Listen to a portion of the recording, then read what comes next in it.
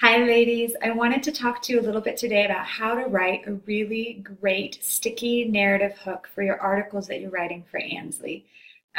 So there are three things you want to do when you are beginning an article. The first is you want to create the ordinary world of the narrator. The second thing is you want to play on your reader's five senses. And the third thing is you want to introduce the topic of the article.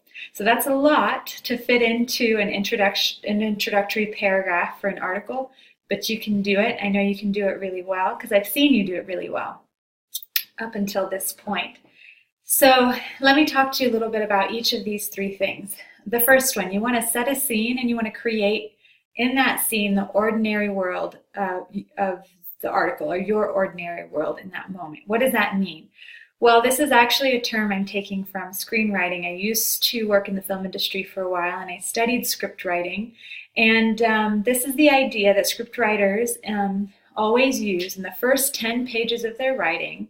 And you'll notice if you watch a movie, the first 10 minutes of any movie is establishing the ordinary world of the protagonist. So if you think about The Matrix, this is where Neo, or Mr. Anderson, is working his 9-to-5 job in a cubicle every day going into work. This is where, in the movie You've Got Mail, where Meg Ryan is running her cute little mom and pop bookstore in New York City.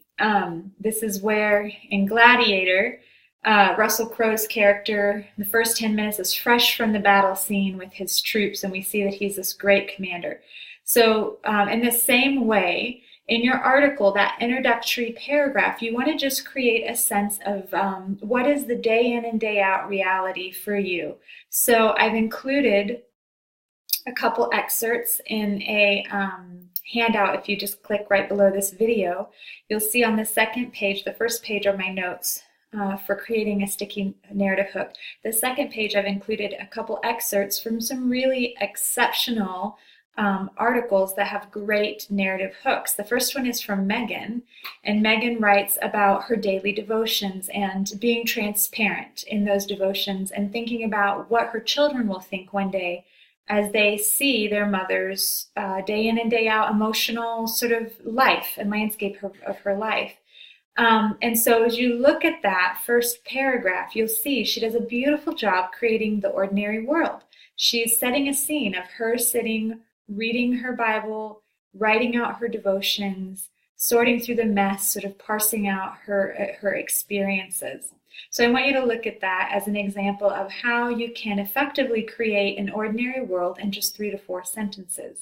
So this ordinary world is establishing the baseline for your readers. It's setting the backdrop that you will then go on and add on to the revelation or the insight, the turning point that you've experienced that you're writing about in this article. The second thing is you want to play on your reader's 5 senses. And if you take a workshop with me at some point in the future, we'll talk a lot about this, that the best way to access your reader's emotions and to grab their attention is to write intangible, concrete images that play on their 5 senses, that give them sort of a visceral experience. And so you'll see on the second page, I've included an excerpt from Andrea's article that's coming out later this month about the way the Holy Spirit reveals himself through our physical, tangible body. And she begins her narrative hook talking about working out, but she plays on the reader's sense of sound. And you'll see she does that when she talks about the treadmill. She does it when she talks about sort of like being out of breath and huffing and puffing and sounding like Darth Vader as she's going back into the dressing room. She does this in a couple different ways in her narrative hook. She's playing on the sense of sound. So think about, as you're doing your narrative hook, can you pull in a couple, just 2 senses, like colors, textures, or maybe the taste or the smell of something? If you can bring that into your narrative hook, you're going to immediately grab your reader. They're going to be pulled in and be very present with you in what you're writing. The third thing, and perhaps the most important thing about a narrative hook, is that you are, of course, introducing the topic of the article. And what I'd like you to notice is that this topic and the ordinary world are very closely related. Because we're just writing these short little articles, the ordinary world can be any number of things based on what our topic is. So for example, if Megan was not writing about devotions, but if she was writing about her relationship with her husband, then her ordinary world is not going to be the scene of her sitting having her devotions early in the morning. The scene is going to be her and her husband having an ordinary sort of everyday interaction together. So notice how whatever it is you're writing about is going to establish the ordinary world at the beginning. And that ordinary world then introduces the topic. So by the end of the narrative hook for both Megan and Andrea, we have a good sense of what this article is going to be about. Like I said, Megan's is going to be about her devotions and journaling and sharing that with her children. And then we know through Andrea's narrative hook that she's going to be writing about the body, the physical body, and its limitations and the ways that it sort of introduces us to the Holy Spirit's revelation.